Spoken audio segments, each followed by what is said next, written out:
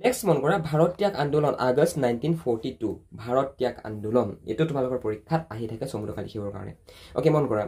1939 চনৰ ছেপ্টেম্বৰ মাহত দ্বিতীয় বিশ্বযুদ্ধৰ আৰম্ভণি হৈছিল গান্ধী আৰু নেহেৰু দুইজনে হিটলাৰ আৰু নাজি বাহিনীৰ বিৰোধিতা কৰিছিল কিন্তু তেওঁলোকে সম্পূৰ্ণ স্বাধীনতাৰ প্ৰস্তাৱ গ্ৰহণ কৰিলে ব্ৰিটিছক যুদ্ধত সহায় কৰাৰ প্ৰতিশ্ৰুতি দিছিল কিন্তু ব্ৰিটিছে তেওঁলোকৰ প্ৰস্তাৱ অগ্ৰাহ্য কৰিছিল সোৱা 1939 পৰা দ্বিতীয় বিশ্বযুদ্ধৰ আৰম্ভ হ'ল আৰু হেতু সময় তোমালকে এডলফ হিটলাৰ নাম শুনিছে জাৰ্মানীৰ এডলফ হিটলাৰ হে এডলফ হিটলাৰৰ যি আদৰ্শ মানে এডলফ হিটলাৰৰ কাৰণে মানে কিছুমানে কয় যে এডলফ হিটলাৰৰ কাৰণে দ্বিতীয় বিশ্বযুদ্ধ হ'ল এতিয়া হে এডলফ হিটলাৰে জানানে হে নাজি বাহিনীয়ে বহুত মানুহ মাৰিছিল মানে হেতু সময়ত আৰু হেতু কাৰণে ভাৰতবৰ্ষৰ দুজন ডাঙৰ ৰাজনীতিবিদ মহাত্মা গান্ধী আৰু পণ্ডিত জৱাহৰলাল নেহেৰু এই দুইজনে এই যে হেৰি কৰিছিল এই যে দ্বিতীয় বিশ্বযুদ্ধ হৈছিল দ্বিতীয় বিশ্বযুদ্ধ মানে হিটলাৰৰ বিৰোধিতা কৰিছিল হিটলাৰৰ আইডিঅলজিক সাপোৰ্ট কৰা নাছিল কিন্তু ভাৰতবৰ্ষৰ হেতু সময়ত এই দুজন নেতাই জাতীয় কংগ্ৰেছৰ জৱাহৰলাল নেহেৰু আৰু তোমাৰ আমাৰ মহাত্মা গান্ধী এখেতলোকে ব্ৰিটিছক কৈছিল যে কি তোমালোকে যদি আমাক পূৰ্ণ স্বাধীনতা দিয়া তোমালোকে যদি আমাক সম্পূৰ্ণৰূপে যদি তোমালোকে আমাৰ স্বাধীনতাৰ প্ৰস্তাৱ যদি তোমালোকে পূৰ্ণ স্বৰাজৰ দাবীটো যদি তোমালোকে স্বীকাৰ কৰা আমাক যদি কমপ্লিটলি তোমালোকে যদি স্বাধীনতা দিয়া তেনেহলে আমি তোমালোকক হেল্প কৰিম মানে হেল্প মানে কি তোমাৰ সৈন্য বাহিনী দি আৰু গম পাইছা হেল্প কৰিম এনেকে কৈছিলে কিন্তু ব্ৰিটিছে এই যেটো প্ৰস্তাৱ ভাৰতবাসীৰ অৰ্থাৎ ভাৰতীয় জাতীয় কংগ্ৰেছৰ এই প্ৰস্তাৱটো কিন্তু গ্ৰাহ্য কৰা নাছিলে নালাগে দিয়া এনেকে মানে ৰিজেক্ট কৰি দিছিলে বুজি পালা ইয়াৰ প্ৰতিবাদ স্বৰূপে 1939 চনত কংগ্ৰেছৰ মন্ত্ৰীসকলে মন্ত্ৰিত্বৰ পৰা পদত্যাগ কৰিছিল চৰকাৰৰ ওপৰত হেঁচা দিবলৈ 1940 আৰু 41 চনত কংগ্ৰেছে এলানি সত্যাগ্ৰহ কাৰ্যসূচী গ্ৰহণ কৰিছিল আৰু সেই সময়তে ব্ৰিটেইনত সকলো দলেৰে সন্মিলিত চৰকাৰ আছিল যাৰ শ্ৰমিক দলৰ সদস্যসকলে ভাৰতীয়সকলৰ দাবীসমূহৰ প্ৰতি সহানুভূতি প্ৰদৰ্শন কৰিছিল তাৰ পিছত ব্ৰিটিছক এগেইনষ্টত পুনৰ ভাৰতবৰ্ষত আন্দোলন আৰম্ভ হৈ গ'ল আৰু হেতু সময়ত গ্ৰেট ব্ৰিটেইনত অৰ্থাৎ গ্ৰেট ব্ৰিটেইন মানে গম পাইছা ইংলেণ্ড হে ইংলেণ্ডত মানে সন্মিলিত দলৰ চৰকাৰ আছিল কিন্তু তাৰ পৰৱৰ্তী পৰ্যায়ত যেতিয়া নাকি তাৰ পৰৱৰ্তী পৰ্যায়ত যেটো লেবাৰ পাৰ্টি যেটো শ্ৰমিক দল সেই শ্ৰমিক দল কিন্তু ইংলেণ্ডত জয়ী হয় আৰু 1947ত আমি স্বাধীনতা পাইছো হে তাৰ পিছতে ভাৰতবৰ্ষত গণতন্ত্ৰ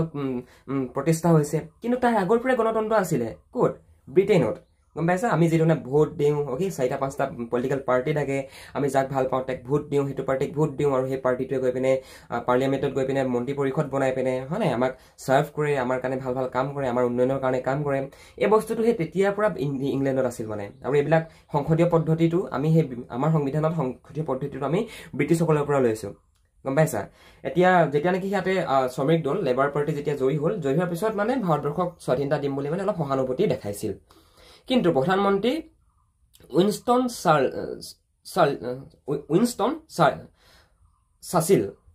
চাৰ্চিল অত্যন্ত ৰক্ষণশীল আছিল আৰু তেওঁ ব্ৰিটিছ সাম্ৰাজ্যৰ পৰিসৰ সংকুচিত কৰাৰ পৰিপন্থী আছিল কিন্তু এই হেতু সময়ত তেখেতলোকৰ যিজন প্ৰধানমন্ত্ৰী উইনষ্টন চাৰ্চিল তেখেত অত্যন্ত ৰক্ষণশীল আছিল আৰু তেখেতে পৃথিৱীৰ বিভিন্ন প্ৰান্তত য'ত নেকি ব্ৰিটিছসকলে নিজৰ ঔপনিৱেশিক শাসন কৰি আছিল সেই ঠাইবিলাক মানে এৰি দিব বিচৰা নাছিল মানে গম পাইছা 1942 চনত চাৰ্চিলে তেওঁ মন্ত্ৰীসভাৰ এজন মন্ত্ৰী ছাৰ ষ্টাফড ক্ৰিপছক ভাৰতলৈ পঠিয়াবলৈ হেঁচা দিয়া হয় ইয়াৰ উদ্দেশ্য আছিল ভাৰতীয় ৰাজনৈতিক দলসমূহৰ লগত সমালোচনা কৰি ইউৰোপত চলি থকা যুদ্ধত ব্ৰিটিছৰ পক্ষত ভাৰতীয়সকলৰ পৰা সহায় আৰু সমৰ্থন লাভ কৰা ব্ৰিটিছ চৰকাৰে ক্ৰিপছ মিছন গঠন কৰে আৰু ক্ৰিপছৰ প্ৰস্তাৱত যুদ্ধৰ অন্তত ভাৰতৰ বাবে ডমিনিয়ন ব্যৱস্থা প্ৰস্তাৱ আগবঢ়োৱাৰ লগতে এখন সাংবিধানিক পৰিষদ আৰু পদক্ষেপসমূহৰ কাৰণে পৃথক সংবিধান প্ৰণয়নৰ অধিকাৰ প্ৰদান কৰা হ'ব বুলি ঘোষণা কৰা হৈছিল তাৰমানে চোৱা ব্ৰিটিছে সময়ে মানে ভাৰতবৰ্ষলৈ সিহঁতৰ মানে ৰিপ্ৰেজেন্টেটিভ পঠিয়াই আছিল কিয় পঠিয়াইছিল এতিয়া দ্বিতীয় বিশ্বযুদ্ধৰ সময়ত কলে যে কি তোমালোকে যদি আমাক সাপোৰ্ট কৰা তেনেহলে তোমালোকৰ কাৰণে আমি ডমিনিয়ন ব্যৱস্থা আমি তোমালোকৰ কাৰণে ভাৰতবৰ্ষত আমি প্ৰতিষ্ঠা কৰি দিম আমি তোমালোকক ডমিনিয়ন ৰাইটছটো দি দিম গম পাইছানে বাৰু সো হেতু কাৰণে মানে বিভিন্ন সময়ত বিভিন্ন ব্যক্তিক মানে বিভিন্ন সিহঁতৰ ৰিপ্ৰেজেন্টেটিভক আমাৰ ইণ্ডিয়াত পঠিয়াই আছিল ব্ৰিটিছ চৰকাৰে গম পাইছা নাই কিন্তু ক্ৰিপছ মিছন ব্যৰ্থ হৈছিল আৰু গান্ধীয়ে ব্ৰিটিছৰ বিৰুদ্ধে তৃতীয় বৃহৎ ভাৰত ত্যাগ আন্দোলন আৰম্ভ কৰিবলৈ সিদ্ধান্ত লৈছিল হয় ক্ৰিপছ মিছন আহিছিল বাট সম্পূৰ্ণৰূপে সাকসেসফুল হোৱা নাছিল কিয়নো সিহঁতে ইনষ্টেন্ট যেটো আমাৰ তাৎক্ষণিক যেটো ভাৰতবৰ্ষৰ লোকে ফ্ৰীডম স্বাধীনতা বিচাৰি আছিল ব্ৰিটিছৰ পৰা হেতু কিন্তু সিহঁতে দিবৰ কাৰণে অমান্তি হৈছিল সিম্পল কথা মানে বুজিলা তো তুমি যদি মেট্ৰিক পৰীক্ষাৰ কাৰণে প্ৰিপাৰেচন চলাই আছা আৰু যদি তুমি ইংৰাজী বিষয়টোত এতিয়াও দুৰ্বল হৈ আছা তেনেহ'লে আমাৰ থ্ৰুদি তোমালোকে পঢ়িব পাৰা আমি তোমালোকক মেট্ৰিক পৰীক্ষাত ইংৰাজী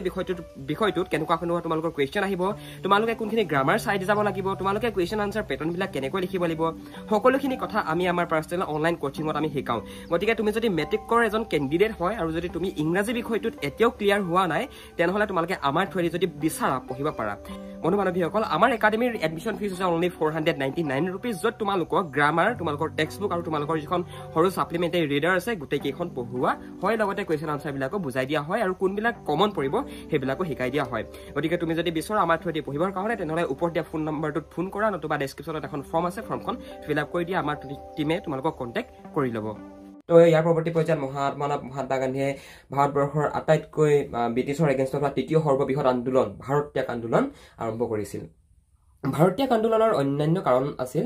জাপানৰ ভাৰত আক্ৰমণৰ ভাবুকি পূব বংগত সন্ত্ৰাস আৰু ব্ৰিটিছে দেশখনক ৰক্ষা কৰিব নোৱাৰিব বুলি ভাৰতীয় সকলৰ মনত ঠাই লোৱা নিৰাপত্তাহীনতাৰ অভাৱ তো ক্ৰিপছ মিছনৰ অন্যতম কাৰণ কি আছিল জাপানৰ ভাৰত আক্ৰমণৰ ভাবুকি যিহেতু হেতু সময়ত আমাৰ ভাৰতবৰ্ষত কোন আছিলে ইমেজিন কৰা কোন আছিলে জাষ্ট ইমেজিন কৰি চোৱাচোন কোন আছিলে বাৰু সেইটো সময়ত ভাৰতবৰ্ষত আছিলে ব্ৰিটিছ আৰু ব্ৰিটিছক সম্পূৰ্ণৰূপে বিৰোধিতা ব্ৰিটিছ আৰু জাপানীসকল সম্পূৰ্ণ সিহঁতি বেলেগ আছিলে সিহঁতি দেখিব নোৱাৰা হৈছিলে ইটোৱে সিটোক চ' সেইটো কাৰণে ব্ৰিটিছ যিহেতু আমাৰ ইণ্ডিয়াত আছে গতিকে জাপানে ভাবুকি দিছিলে কি আমি ভাৰতকো আক্ৰমণ কৰিম যিহেতু ভাৰতবৰ্ষত কোন আছিলে বাৰু ব্ৰিটিছসকল আছিলে গম পাইছা নাই চ' এক নম্বৰ পইণ্টটো সেইটো পূব বংগত সন্ত্ৰাস পূব বংগ মানে ইয়াত বাংলাদেশৰ কথা কোৱা হৈছে বাংলাদেশত সন্ত্ৰাস হৈছিলে আৰু ব্ৰিটিছে দেশখন ৰক্ষা কৰিব নোৱাৰিব বুলি মানে সেইটো সময়ত ভাৰতীয়সকলে মনতে এইটো ভাবি লৈছিলে যে কি না ব্ৰিটিছে আমাৰ ভাৰতবৰ্ষক ৰক্ষা কৰিব নোৱাৰিব কিয়নো সেইটো সময়ত দ্বিতীয় বিশ্বযুদ্ধৰ সময়ত মানে বহুত বেয়া এটা চিটুৱেশ্যন ক্ৰিয়েট হৈছিলে না ভাৰতবৰ্ষত নিজৰ ব্যৱস্থা আছিলে না সামৰিক শক্তি আছিলে না অৰ্থনৈতিক শক্তি আছিলে গতিকে মানে ভাৰতীয় লোকসকলে ভয় খাইছিলে যে কি দ্বিতীয় বিশ্বযুদ্ধ যিহেতু সেইটো সময়ত হৈ আছিলে যে যদি কেনেবাকে দ্বিতীয় বিশ্বযুদ্ধৰ প্ৰভাৱ ভাৰতবৰ্ষতো পৰে তেনেহ'লে ব্ৰিটিছ নোৱাৰে গম পালা এনেকৈ মানে ভাৰতীয়সকলে ভয় খাইছিলে কথাবিলাক নিশ্চয় বুজি পাইছা ন 1942 চনৰ আগষ্ট মাহত নিখিল ভাৰত কংগ্ৰেছ কমিটিয়ে ভাৰত ত্যাগ আন্দোলনৰ আৰম্ভণি কৰিছিল আগষ্ট মাহত প্ৰস্তাৱ গৃহীত হোৱাৰ বাবে এই আন্দোলনক আগষ্ট বিপ্লৱ নামেৰেও জনা যায় 1942 চনৰ আগষ্ট মাহত নিখিল ভাৰত কংগ্ৰেছ কমিটিয়ে ভাৰত ত্যাগ আন্দোলনৰ আৰম্ভণি কৰিছিল আৰু সেইটো কাৰণে এই যিখন প্ৰস্তাৱখন মানে আগষ্ট মাহত যে গৃহীত হয় না ভাৰত ত্যাগ আন্দোলনৰ প্ৰস্তাৱ আগষ্ট মাহত অনা হয় মানে চ' সেইটো কাৰণে ইয়াক আগষ্ট বিপ্লৱ বুলি জনা যায় মানে বুজিলা 1942 চনৰ 8 আগষ্ট তাৰিখে মুম্বাইত নিখিল ভাৰত কংগ্ৰেছ কমিটিয়ে তাৎক্ষণিকভাৱে ব্ৰিটিছ শাসনৰ অৱসান বিচাৰি প্ৰস্তাৱ গৃহীত কৰিছিল গান্ধীজীয়ে ঐতিহাসিক আগষ্ট সভাত মুম্বাইৰ গোৱালিয়ৰ টেংকত উদণ্ড ভাষণ দিছিল যিখন ঠাইক বৰ্তমান আগষ্ট ক্ৰান্তিৰ মৈদান নামেৰে জনা যায় গান্ধীৰ কৰিম কিম্বা মৰিম ডু অৰ ডাই ধ্বনিৰ প্ৰেৰণাত উদ্বুদ্ধ হৈ দেশে এই আন্দোলনত জঁপিয়াই পৰিছিল এটা কুৱেশ্যন লিখা ডু অৰ ডাই অৰ্থাৎ কৰিম কিম্বা মৰিম শ্লোগান কোনটো আন্দোলনত দিয়া হৈছিল কোনটো আন্দোলনৰ শ্লোগান ডু অৰ ডাই মানে কৰিম কিম্বা মৰিম এইটো হৈছে ভাৰত ত্যাগ আন্দোলনৰ শ্লোগান মানে ভাৰতবৰ্ষত সেইটো সময়ত সম্পূৰ্ণৰূপে তোমালোকে যদি এই ফটোখন যদি মন কৰাচোন এই ফটোখনত মহাত্মা গান্ধীলৈ মন কৰা ইমান চিম্পুল ব্যক্তি জাষ্ট এখন চুৰিয়া পিন্ধি আছে ভৰিটো চেণ্ডেল নাই হাততো একো নাই গাত একো বস্তুৱে নাই চশমাখনৰ বাহিৰে এই ব্যক্তিজনী সাধাৰণ বুলি কৈছো কিন্তু অসাধাৰণ ব্যক্তি কিন্তু এই এজন সাধাৰণ মানুহে গোটেই মানুহক কেনেকৈ ইনফ্লুৱেঞ্চ কৰিছিলে ভাবি চোৱাচোন বাৰু সাধাৰণ মানে অসাধাৰণ ব্যক্তি হয় মহাত্মা গান্ধী কিন্তু মই জাষ্ট তোমালোকক কথাটো কৈছো এজন ব্যক্তিটো সকলোকে ইনফ্লুৱেঞ্চ কৰিছিলে ন বিপ্লৱ কৰিবৰ কাৰণে আন্দোলন কৰিবৰ কাৰণে হয় নে নহয় তো সেইটো কথা মানে কিন্তু আমি নিজৰ জাতি পিতাক সন্মান কৰাটো উচিত গতিকে তোমালোকে সদায় সন্মান কৰিবা নিজৰ জাতিৰ পিতাক তোমালোকে আজি যিখন ভাৰতবৰ্ষত আছা ইমান মুক্ত এখন ভাৰতবৰ্ষত আছা এইখন ভাৰতবৰ্ষ ওপৰৰ পৰা সৰি পৰা নাই এখনৰ কাৰণে ভাৰতবৰ্ষত কিমান আন্দোলন হৈছিলে হেতুটো পঢ়ি আছা এতিয়াতো হেতুকে পঢ়ি আছা ন কিমান কষ্ট কৰিছিলে ভাৰতবাসীয়ে হয় নে নহয় এইবাৰ ব্ৰিটিছ চৰকাৰে তাৎপৰ্যপূৰ্ণভাৱে কংগ্ৰেছক নিষিদ্ধ কৰাৰ লগতে গান্ধী আৰু বহুতো কংগ্ৰেছ নেতাক গ্ৰেপ্তাৰ কৰে বহুতেই দ্বিতীয় বিশ্বযুদ্ধ শেষ নোহোৱালৈকে 3 বছৰ জেলতেই কটাবলগীয়া হৈছিল কিন্তু জনসাধাৰণক বাধা দি ৰাখিবলৈ চৰকাৰ সক্ষম হোৱা নাছিল সমগ্ৰ দেশতে হৰতাল লগতে বিদেশী সামগ্ৰীপূৰ্ণ দোকান ঘৰ ভাঙি চুৰমাৰ কৰি দিয়া হৈছিল আৰু এইটো বিদেশী পণ্য বৰ্জনৰ সেই প্ৰস্তাৱটো আহিছিল যে তো সেইবিলাকে চলি আছিল মানে ব্ৰিটিছৰ তৰে যিবিলাক দোকান পোহৰ ঘৰ দুৱাৰ চব ভাঙি দিছিল ভাৰতবাসীয়ে ব্ৰিটিছ চৰকাৰৰ প্ৰতিষ্ঠান হিচাপে গণ্য কৰা ৰেল ষ্টেচন আদালত পুলিচ থানা আদিত জনসাধাৰণে আক্ৰমণ কৰিছিল ৰেল লাইন ধ্বংস কৰাৰ লগতে টেলিফোনৰ লাইনসমূহ কাটি দিয়া হৈছিল কিছুমান ঠাইত আনকি স্বাধীন চৰকাৰো প্ৰতিষ্ঠা কৰা হৈছিল উত্তৰ প্ৰদেশ বিহাৰ বংগদেশ বোম্বাই ওড়িশা আৰু অন্ধ্ৰপ্ৰদেশত এই আন্দোলনে ব্যাপক ৰূপ ধাৰণ কৰিছিল বলিয়া সাতাৰা দৰবাৰ বালাসুৰ তালচেৰ আদি ঠাই ব্ৰিটিছ শাসনৰ পৰা মুক্ত বুলি ঘোষণা হৈছিল আৰু তাত নিজাকৈ চৰকাৰ গঠন কৰা হৈছিল তো সেইটো সময়ত বিভিন্ন ধৰণৰ কাৰ্যসূচী হাতত লোৱা হৈছিল এইখিনি দেখিছে আৰু প্ৰায়সমূহ ভাৰতীয় আন্দোলন যেহেতু ভাৰতবৰ্ষত ব্ৰিটিছৰ এগেইনষ্টত হোৱা তৃতীয় বৃহত্তম আন্দোলন আছিল আৰু সেইটো সময়ত ভাৰতবৰ্ষত মানে ব্ৰিটিছসকল লাহে লাহে দুৰ্বল হৈ পৰিছিল দুৰ্বল হৈ পৰাৰ কাৰণে আন্দোলনটো সিহঁতি ভাল ধৰণে কণ্ট্ৰল কৰিব পৰা নাছিল আৰু সেই ডাঙৰ ডাঙৰ যিসকল নেতা মহাত্মা গান্ধীকে আদি কৰি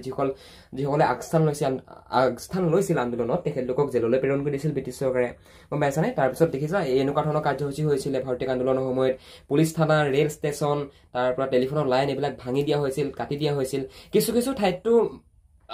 নিজৰ স্বাধীন চৰকাৰে গঢ়ি তুলিছিল বুলি কৈছে এতিয়া মন কৰা বিহাৰ উত্তৰ প্ৰদেশ এই ঠাইবিলাকত মানে মানুহে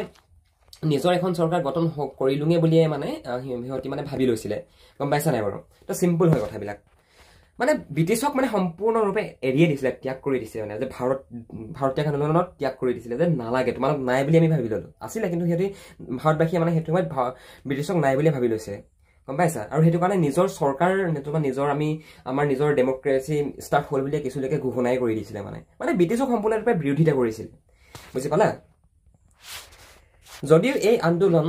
দীৰ্ঘম্যাদী নাছিল ই ভাৰতীয়সকলৰ জাতীয়তাবাদী ভাৱধাৰাৰ গভীৰতা সংগ্ৰাম আৰু ত্যাগৰ সামূহিক প্ৰদৰ্শনৰ এক অনন্য উদাহৰণ আছিল স্বাধীনতাৰ জাতীয়তাবাদী সংগ্ৰামত জনসাধাৰণৰ এই স্বতঃস্ফূৰ্ত অংশগ্ৰহণে এই আন্দোলনক এক নতুন মাত্ৰা প্ৰদান কৰিছিল ছাত্ৰ মহিলা খেতিয়ক আৰু শ্ৰমিকে এই আন্দোলনত গুৰুত্বপূৰ্ণ ভূমিকা গ্ৰহণ কৰিছিল এই ঐতিহাসিক আন্দোলনটোৱে স্বাধীনতাৰ দাবীক জাতীয়তাবাদী আন্দোলনৰ তাৎক্ষণিক কাৰ্যসূচীলৈ পৰিণত কৰিছিল আৰু ভাৰতীয় আন্দোলনৰ পিছত স্বাধীনতা দৰদামৰ বিষয় হৈ থকা নাছিল হয় ভাৰতীয় আন্দোলনটো বহুত বেছি ডাঙৰ আন্দোলন নাছিল বহুত এটা খুব শ্বৰ্ট টাৰ্ম আন্দোলন নাছিল শ্বৰ্ট টাৰ্ম মুভমেণ্ট আছিল বাট এই মুভমেণ্টটোৰ পৰৱৰ্তী পৰ্যায়ত মানে ভাৰতবাসী এটা নতুন আশা পাইছিলে স্বাধীনতাৰ গম পাইছানে বাৰু আৰু সেইটো সময়ত ছাত্ৰ ছাত্ৰী মহিলা খেতিয়ক শ্ৰমিক বিজনেছমেন ভাৰতবৰ্ষৰ সেই সময়ত যিসকল বিজনেছমেন আছিল সকলো লোক ওলাই আহিছিলে আন্দোলন কৰিবৰ কাৰণে গম পাইছা নাই আৰু ভাৰতীয় আন্দোলনৰ পৰৱৰ্তী পৰ্যায়ত মানে সেই সময়ত মানে একচুৱেলি ভাৰতবাসীৰ কাৰণে আমাৰ যিটো স্বাধীনতাটো মানে যে ব্ৰিটিছৰ পৰা আমি খুজি থাকিম দৰদাম কৰি থাকিম সেনেকুৱা বিষয় হৈ থকা নাছিল মানে গম পাইছা নাই আৰু ইয়াৰ পিছত ব্ৰিটিছ চৰকাৰৰ লগত কৰিবলগীয়া এটাই বুজাপৰা বাকী আছিল আৰু সেয়া হ'ল কেৱল ক্ষমতাৰ হস্তান্তৰ মানে ভাৰতবাসীয়ে সম্পূৰ্ণৰূপে মানে এইটো বস্তু ভাবি লৈছিলে যে আমি স্বাধীনতা পালোগে এই ফটোখন মন কৰা লাখ লাখ হাজাৰ হাজাৰ মানুহ ভাৰতীয় আন্দোলনৰ সময়ত ওলাই আহিছিল আৰু সেইটো কাৰণে ভাৰতীয় আন্দোলনটো আমাৰ কাৰণে বহুত গুৰুত্বপূৰ্ণ হয় গম পাইছা সত্যাগ্ৰহ গুৰুত্বপূৰ্ণ যি ধৰণে মানে গোটেইখিনি আন্দোলনে গুৰুত্বপূৰ্ণ তুমিও নাজানা পৰীক্ষাত কি আহিব ময়ো নাজানো হয় নে নহয় সেৱাইহে জানে সেৱাই কি প্ৰশ্ন দিব আৰু নট অনলি এক্সাম পাৰ্সপেক্টিভ গাইজ তোমালোকে আজি যিবিলাক বস্তু পাই আছা মই তোমালোকক ষ্টাৰ্টিঙতে কৈছো ন সেইবিলাক বস্তু আমি মানে এনেই পোৱা নাই মানে গম পাইছা না এইবিলাক বস্তু আমি এনেই ওপৰৰ পৰা একদম হৰি পৰিলে যে সেনেকুৱা নহয় মানে এনেই পোৱা বস্তু নহয় এইবিলাক বহুত আমি কষ্টৰ বিনিময়ত এইবিলাক বস্তু পাইছো বুজিলা ওকে যদি বুজি পালা ভাল কথা যদি বুজি পোৱা নাই চাবা নিশ্চয় বুজি পাবা ভাল ধৰণে নেক্সট আমি পঢ়িম ভাৰতীয় জাতীয় অভিভাৱকসকল আপোনাৰ ল'ৰাজন অথবা ছোৱালীগৰাকী ইংৰাজী ছাবজেক্টটোত দুৰ্বল নেকি আপোনাৰ ল'ৰাজন অথবা ছোৱালীগৰাকীয়ে ইংৰাজী ছাবজেক্টটো বুজি নাপায় নেকি পঢ়িব নোৱাৰে নেকি যদি ভাবিছে যে আপোনাৰ ষ্টুডেণ্টজন আপোনাৰ ল'ৰাজন অথবা ছোৱালীগৰাকী ইংৰাজী ছাবজেক্টটো দুৰ্বল আৰু আপুনি যদি আমাৰ থ্ৰুৱেদি আমাৰ আলোচনা একাডেমীত যদি আপুনি আপোনাৰ ল'ৰাজন অথবা ছোৱালীগৰাকীক এডমিশ্যন দিয়াই পঢ়াব বিচাৰে তেনেহ'লে আপোনালোকে এই নাম্বাৰটোত আমালৈ এটা ফোন কৰিব পাৰে নতুবা ডেছক্ৰিপশ্যনত এখন ফৰ্ম আছে ফৰ্মখন ফিল আপ কৰি দিব আমি আপোনালোকক নিজে যোগাযোগ কৰি ল'ম আমি আমাৰ একাডেমীত আপোনাৰ ল'ৰাজন আৰু আপোনাৰ ছোৱালীগৰাকীক আমি সম্পূৰ্ণ ইংৰাজী বিষয়টো শিকাই দিম পৰীক্ষাত কোনবিলাক প্ৰশ্ন আহিব ইংৰাজী বিষয়টো আমি কেনেকৈ পঢ়িলে আমাৰ মনত থাকিব আমি সকলোখিনি কথা তেওঁলোকক আমাৰ অনলাইন পৰ্টেলত আমি গাইড কৰি দিওঁ গতিকে আপুনি যদি এই সন্দৰ্ভত সবিশেষ জানিব বিচাৰিছে তেনেহ'লে আপুনি এই ফোন নাম্বাৰটোত এটা ফোন কৰক আমাৰ টিমে আপোনালোকক সম্পূৰ্ণ গাইড কৰি দিব আপোনালোকে এডমিশ্যন কেনেকৈ কৰিব লাগিব কেনেকৈ পঢ়িব লাগিব কেনেকৈ ক্লাছ কৰিব লাগিব সকলোখিনি কথা আমাৰ টিমে আপোনালোকক গাইড কৰি দিব আপোনালোকে এই ফোন নাম্বাৰটোত এটা ফোন মাৰিলে হৈ যাব